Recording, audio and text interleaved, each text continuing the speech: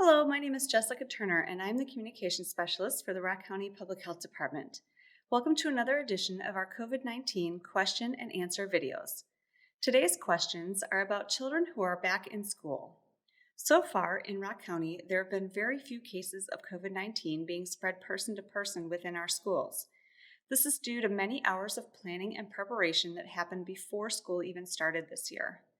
School administrators put new policies in place designed to prevent the virus from spreading and keep students and staff safe and healthy.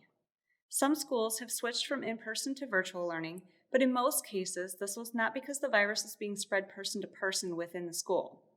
If your child's school was moved to virtual learning, it could have been to prevent this virus from spreading within the school, or it could have been because too many students or staff were at home in quarantine, making it difficult to continue in person.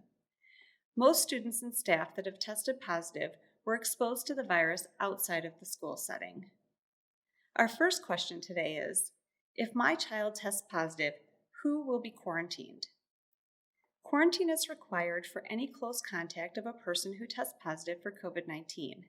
A close contact is defined as anyone who has been within 6 feet of a person who is known to have COVID-19 for at least 15 minutes of time. This also includes all household members who have shared a living space with a person who tests positive.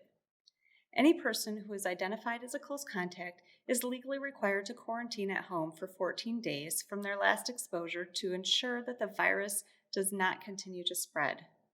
This is very important for slowing the spread of the virus because you can be contagious for 2 days before you even start to have symptoms. Our next question is, I got a letter from my child's school saying my child was a low-risk contact. What does that mean? A low-risk contact is different than a close contact. A low-risk contact is someone who shared a similar space, like a classroom, with a person who has tested positive, but had minimal exposure or did not come within 6 feet of the person. Low-risk contacts do not have to quarantine, but should monitor themselves for COVID-like symptoms.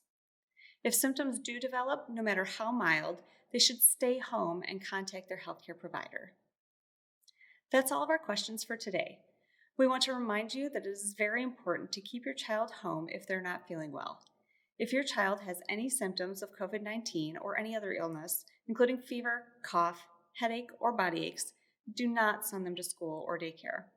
If a child goes to school when they are sick and it's determined that they have COVID-19, there will be many additional children and possibly staff who will be exposed to the illness, and the school may need to move to virtual learning for a period of time.